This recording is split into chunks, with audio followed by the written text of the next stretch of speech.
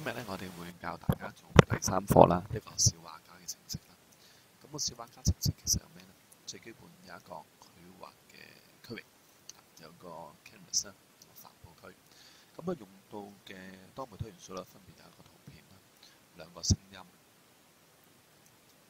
咁呢個小畫家咧，其實最基本咧就有個底子啦，喺上邊咧可以有唔同嘅筆觸顏色，亦都有一個離開嘅按鈕。咁我哋當中咧，其實咧用到啲咩元素咧？係咩元件咧？首先會有按鈕啦，按鈕咁有唔同嘅按鈕，有聲音。咁最基本兩個聲咧，一個就係繪畫嘅聲，一個就係離開嘅聲。跟住 canvas 嗰個繪圖區啦，同埋一個加速器嘅加速器。咁加速器用途咧就係攞嚟清除咗嗰個畫紙嗰個頁面啦。好，咁我哋而家開始製作咯喎。首先啦，我哋就喺 project 嗰度啦，開一個新嘅 project。咁啊，任意俾個名啦，可能叫做 drawing pad 咁樣。好，得啦。咁開啟咗之後咧，我哋咧就有一啲多媒體嘅元件啦，需要上載上去嘅。咁頭先我講過啦，我哋今日咧主要咧就牽涉到有聲音啦，同埋有個底子嘅。咁我哋揾翻相關嘅元件上載翻啦。我哋有個底子啦，我哋有底子，有兩個聲音檔。咁我哋上載底子先，跟住上載兩個聲音檔，分別係繪畫嘅時候嘅聲音，同埋清除圖案嘅聲音。咁我哋上載上去咯喎。然之後先我哋講過啦，我哋今日主要嗰個程式咧，當中會有啲按鈕嘅。首先咧，我哋要處理咗個繪畫區先啦，喺 drawing 同埋 animation 拉 canvas 出嚟。好啦，咁平時咧我哋做開咧嗰個尺寸大細啦，就會係啦300嘅。但因為今次比較特別少少啦，我哋想嗰個畫質咧，嗰個闊咧就係覆蓋整個頁面出去加 fill areas 嘅。跟住個高咧，我哋咧一個特定嘅數值410啦。咁希望咧要覆蓋多少少嗰個頁面。好啦，睇下最基本有啦喎。然之後啦，我哋喺下邊咧就拉個按鈕入去嘅咯喎。咁我哋拉按鈕啦，喺 user interface 拉個 button 落去先。咁呢個 button 咧就係最主要咧攞嚟咧做一個完結嘅按鈕，完結按鈕。咁我哋可能打個名叫 exit 咁樣啦。好啦，咁 exit。咁我哋其實而家可以咧做第一次嘅編程嘅咯喎。咁好，咁試一試先。我哋入翻 Font Editor 啦。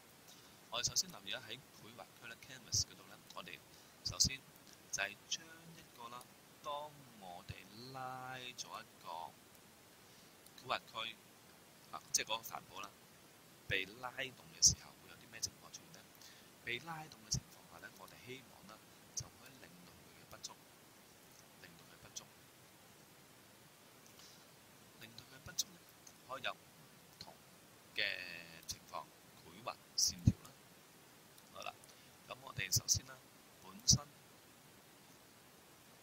就要係攞翻 X 嘅位置啦，跟住攞翻 X 位置啦，跟住攞翻 Y 嘅位置。好啦，然之後而家個位置，同埋而家嘅 Y 嘅位置，咁啊攞咗出嚟咯喎。嗱，我哋攞咗 X Y 嘅位置啦。最基本呢度處理完嘅，其實叫還原嘅咯。跟住頭先我哋喺嗰個設計頁面咧，仲有粒掣，粒掣咧就係離開嘅掣，粒掣就係離開嘅掣。咁啊拉翻 button 一個狀態出嚟啦。當被按嘅時候咧，就喺 control 裏邊揀個啦，叫做關閉個程式。好，咁最基本畫到同埋終止到啦。但係你發覺點解呢一個頁面好似冇咗畫布嘅？係啦，原來我哋而家其實主要就做咗個筆觸啦，畫咗顏色，終結咗，但係我哋未整嗰個 canvas， 即係個帆布嘅背景圖片。咁我哋喺翻，都揀翻啦，嗰個 canvas 嗰個背景圖片係乜嘢？背景圖片我哋係嗰個 drawing pad 啊嘛 ，pink pad， 我哋上載。好啦，咁已經有咗喺度咯，最基本。咁我頭先話啦，喂，我哋希望畫完之後咧，可以咧有一個狀態，當我搖嘅時候，就可以清除咗嗰一啲線條。咁點樣做咧？其實好簡單。我頭先咪講咗話，今日會教個加速器嘅。咁我拉個加速器出嚟，好啦，加速器拉出嚟，跟住我哋啦就喺後邊俾個狀態佢。當加速器被搖嘅時候，就會清除咗嗰個帆布裏邊嘅線條。清除帆布線條，哇！咁其實已經好犀利喎。我哋有畫到嘢，有總結，有清除面。但係留意頭先我哋示範 Apps 嘅時候咧，畫咗條沙，好似攞支筆咁樣處理嘅。咁其實咧，我哋要加多兩個聲音效果上去。好啦，我哋 Media 裏邊拉兩個聲音，分別3 1同埋3 2。嗱，3 1其實咩咧？3 1咧就係我哋繪畫嘅時候嗰個聲啦，所以我哋揀 draw 嘅聲音。好啦，3 2其實咩聲咧？3 2咧，我哋想佢係完結離開啦嘅聲音。好啦，咁我哋翻 box 咯喎。我哋啱啱咪多咗兩個元件，分別係聲音有聲音。聲音頭先話係咩？畫嘅時候，所以希望係邊畫就邊出聲。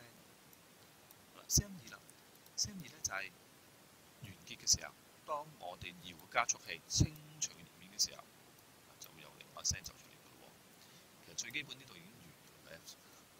咁但係頭先你睇過我示範 Apps，仲有唔同嘅顏色喺度，唔同顏色又點樣做咧？原來咧我哋唔同顏色頭先嗰啲其實按鈕嚟嘅，我哋分別有紅、黃、藍、綠嘅顏色同埋黑色嘅顏色啦。咁我哋其實首先咧要拉嗰啲按鈕出嚟，拉到個按鈕，拉來，咦？你會問阿 Sir，點解按鈕唔可以側邊擺嘅？原來咧我哋要將啲按鈕咧以一個打橫或者打戙形式去擺咧，就要加多一個叫 layout 入邊嘅唔同 arrangement。我哋首先拉個 horizontal arrangement 出嚟先，好啦，就將 X 粒掣擺入去，然之後咧就擺第二粒掣啦。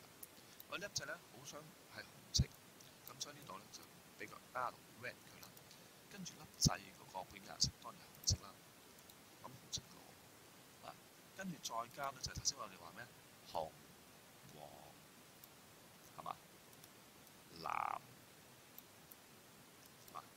咁我試下紅黃先到黃咯，呢個係 yellow 黃咯，跟住背景顏色係 yellow 紅黃藍啦，呢個就藍啦，跟住就綠咯喎，再拉個綠色嘅掣出嚟喎，綠色 green 呢個綠色 green。好，最尾我哋試，由於畫完之後咧轉咗色冇得翻轉頭啊嘛，咁所以我哋加多一個最尾係黑色俾佢，黑色。black， 黑色。咁我呢個嗰個 icon 係黑色啦，但係你發現如果個掣 icon 黑色，啲字都係黑色咁樣遮住晒，咁所以只能揀翻白色咁樣。好啦，咁基本上呢度搞掂咯喎，即係嗰個繪畫區。但係咧留意，而家都執埋邊喎？我哋原來喺 horizontal arrangement 當中可以校個狀態嘅。我哋將個 width 咧要 fill parameters 嘅，跟住將佢個狀態至中，咁所以所有掣截晒中啦。好，跟住入翻去 Block Editor 度啦。頭先話，我哋而家最基本顏色黑色啊嘛，咁點樣可以令咁唔同就唔同不足顏色咧？原來係咁，我哋先係紅、黃、藍、綠、黑嘅。咁我哋試下 Button Tool， 當 Button Tool 被撳嘅時候，我哋要翻個 Canvas 裏邊個不足顏色，不足顏色，不足顏色呢個就係嗰個 Paint Color。頭先答話第二就係咩？紅色，咁所以我哋揀翻 colour 裏邊，揀翻紅色。好啦，咁最基本咁樣啦。好啦，當 button 3被按嘅時候，一樣揀翻啦 canvas 個顏色，不足顏色係咩色啊？黃色啦，今次黃色啦，今次黃色。如此類推啦。2、3，咁我哋有個簡啲嘅方法，快啲方法就係點選。將整個積木複製點擊佢，揀翻第4嚿。好啦，咁個 paint 嘅 colour 係咩啊？紅、黃、藍啦，藍咯喎。跟住到第5嚿，啦。跟住係咩色？係綠色，綠色喎。colour 係綠色。好啦，最尾第6嚿顏色係咩色？黑色，黑色。好啦，咁我哋就轉翻佢。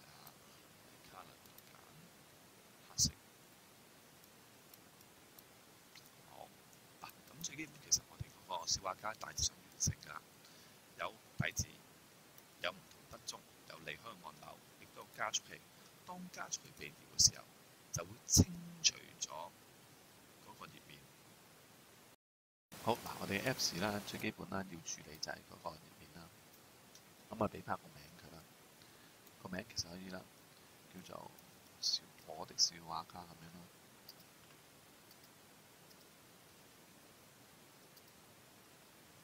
係啦，咁做完嗰個頁面嘅修改，仲要做咩？大家諗諗，就係個 App Icon 啦。咁 App Icon 之前教我點樣做㗎啦，咁我哋今日唔多講，但係會睇翻一次點樣上載 App Icon。我哋揀翻 Screen One 啦，跟住 Icon 嗰部分揀翻 Load File 出 File。咁我就預備咗隻 Icon 喺度啦，咁我就開啟，跟住就上載，咁就 OK 㗎啦，咁隻 App Icon 喺度啦。咁我哋可以做測試㗎喎。咁我今日一樣啦，會透過一個 QR code 啦，去到安裝個程式。咁我哋試一試。好嗱，個 QR code 已經OK 啦，已經將咗出嚟啦。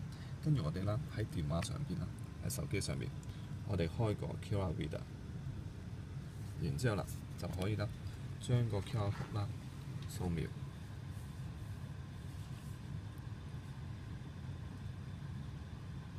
好，掃描完之後咧，我哋就可以嘗試安裝啦。咁一樣有一個提示嘅信息嘅底下。咁安裝緊啦，咁我哋個 app download 完啦，跟住記住封鎖程式，因為安全問題啦。我哋而家唔係一個預設嘅程式，好，我哋試試啦。好啦，進入咗個程式咧，就最基本有個畫紙喺度啦。咁我哋可以喺上邊繪畫，咁繪畫當中會有啲聲音嘅，我哋可以轉個筆嘅顏色。咁當繪畫完我哋唔想要嘅畫面咧，就透過嗰個加速器咧搖動嘅時候，就清除個畫面。好啦，再用低隻色畫落試下。咁完結程式嘅時候咧，我哋就用按鈕啦，就終止佢。